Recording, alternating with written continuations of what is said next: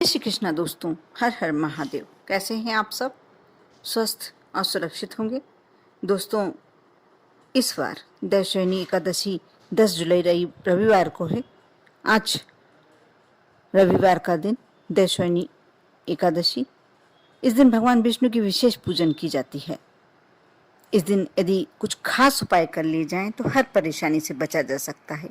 यह उपाय बहुत आसान है, जिसे कोई भी कर सकता है।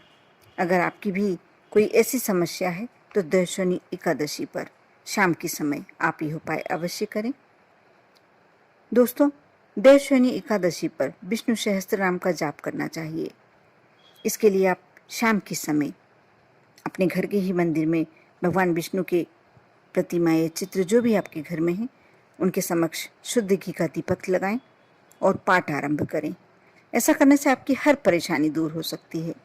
अगर आप स्वयं विष्णु सहस्त्र नाम का पाठ नहीं कर सकते हैं तो ये किसी योग्य ब्राह्मण से भी करवा सकते हैं। इससे आपकी जो भी मनोकामना है अवश्य पूर्ण होगी।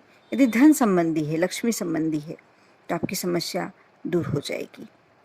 दोस्तों, अगर आपके जीवन में बहुत ज़्यादा धन की कमी है, आपका दुर्भाग्य साथ छोड़ ही नहीं रहा है, आपका भाग्य साथ दे ही नहीं रहा है, तो आप दैवशयनी एकादशी पर रात्रि में 9 से 12 के बीच में आप यह कार्य करें। और आप जितना धन लाभ पाना चाहते हैं, मेहनत करने के बाद यदि आपको नहीं उसका प्रतिफल प्राप्त हो रहा है, तो दैवशयनी एकादशी पर, क्योंकि आज का दिन ऐसा है कि भगवान आज योग निद्रा 4 मास के लिए जा रहे हैं और इस समय भगवान जो भक्त उनसे विनती करता है उसे आप अवश्य पूरा करते हैं। भगवान विष्णु के साथ देवी लक्ष्मी जी की जो प्रतिमा या फोटो आपके घर में है, उनके सामने आप घी का दीपक प्रज्वलित करें और अपनी कोई भी सोने की वस्तु, आप जो भी रकम आपके पास है, ज्वेलरी आपके पास है, वह ले सकते हैं। छोटी से छोटी भी आप ले सकते हैं। और 10 रुपये का पीतल का सिक्का आप ले लें। एक कलश, यदि पीतल का कोई बर्तन है तो बहुत ही श्रेष्ठ पीतल का ही बर्तन रखना है। यदि नहीं है तो आप तांबे के बर्तन में कार्य कर सकते हैं, चांदी के बर्तन में कार्य कर सकते हैं। यदि गंगा जल है आपके पास और अच्छे ज़्यादा मात्रा में है तो आप पूरा गंगा जल ले लें। नहीं तो छोटे से बर्तन में जल ले लें और उसमें थोड़ा सा आप गंगा जल मिला लें, या गंगा जल नहीं भी है तो किसी पवित्र नदी का जल मिला लें। उसमें हल्दी डाल लें, थोड़ी सी हल्दी डाल लें और थोड़ी सी हल्दी में गंगा जल डालकर आपको लेप बनाना है, घोल बनाना, पेस्ट बनाना है। उसे अपने मंदिर में जो एक प्लेट रखना है, प्लेट में स्वास्तिक बनाना है। जो हल्दी आपने घोली थी उससे स्वास्तिक बनाना है। स्वास्तिक के ऊपर एक कलश रखना है, कलश में थोड़ी सी हल्दी घोलना है और उसमें जो भी आपकी सोने की रकम है, जो भी छोटी से छोटी भी चलेगी, और इसे रखकर आप माँ देवी के समक्ष रखकर, भगवान विष्णु के समक्ष रखकर श्री सूक्त का पाठ करें। और श्री सूक्त के पाठ करने के बाद अलग दीपक एक और ले लें, उसमें थोड़ा सा कपूर डालकर, घी की बाती डालकर, और भगवान विष्णु और माँ लक्ष्मी की आरती उतारें।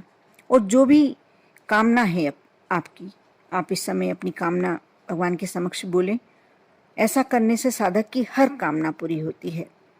दैवशयनी एकादशी एक ऐसी तिथि है जिस पर भगवान विष्णु और माँ लक्ष्मी, जो भी व्यक्ति दिल से कोई कामना करता है, पूजन करता है, और क्योंकि सोने की वस्तु में कहते हैं स्वयं माँ लक्ष्मी का निवास होता है, स्वयं माँ लक्ष्मी होती हैं।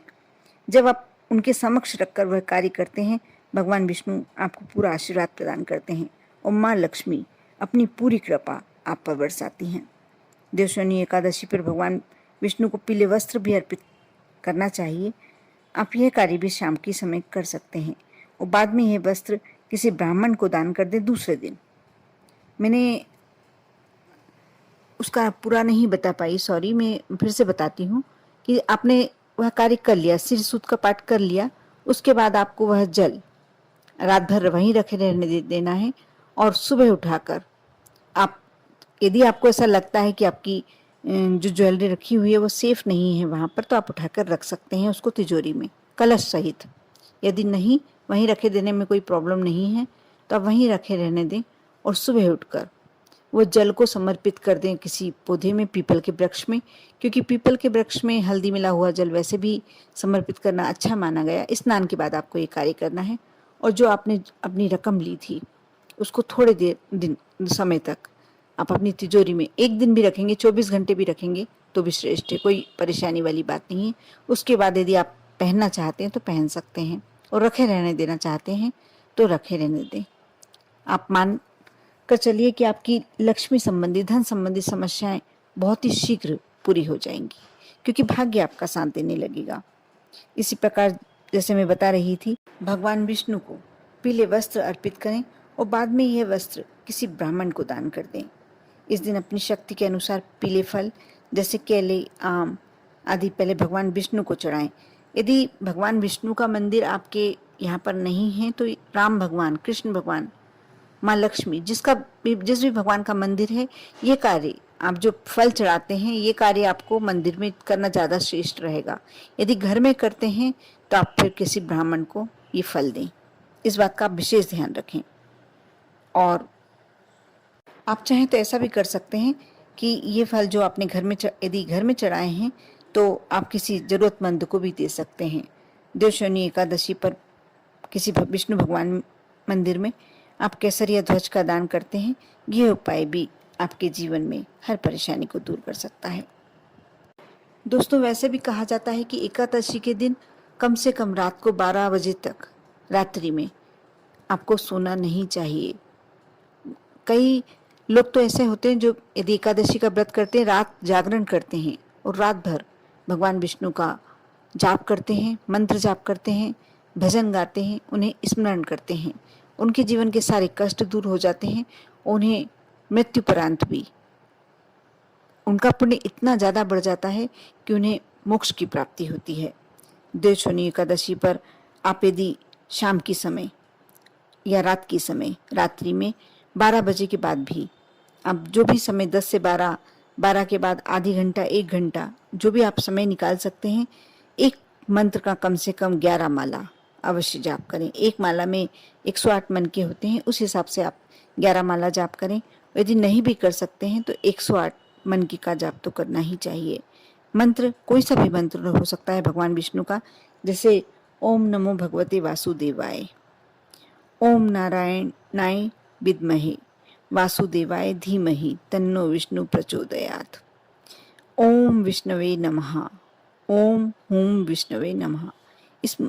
इन मंत्रों में से जो भी मंत्र आपको सरल लगता है, इजी लगता है, सहज लगता है, वह मंत्र का आप जाप कर सकते हैं।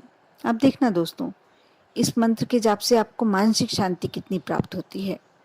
आपके घर में यदि ऐसा लगता है कि क्लेश, अशांति बहुत ज़्यादा, बात बात पे, छोटी छोटी बातों पे बातचीत करने में ही झगड़े होने लगते हैं, तो ये बहुत अच्छा उपाय है, क्योंकि इससे हमारे घर में पॉजिटिविटी बढ़ती है। जब भी आप घर में भगवान की पूजन करते हैं या मंत्र जाप करते हैं, कहीं ना कहीं वो मंत्र आपके घर से सारी नेगेटिविटी हटा देते हैं।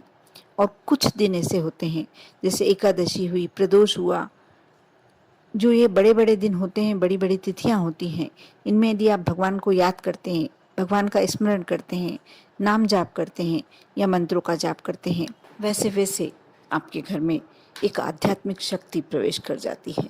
दोस्तों, बहुत ही सहज उपाय हैं, बहुत ही सरल उपाय हैं। हर व्यक्ति इस उपाय को कर सकता है और करना भी चाहिए। यदि आप अपने जीवन में सुख पाना चाहते हैं तो कुछ उपाय करने से यदि आपके जीवन में सुख आता है तो क्यों ना करें, करके देखिए। विश्वास बनाए रखें, श्रद्धा बनाए रखें। ओम नमः शिवाय।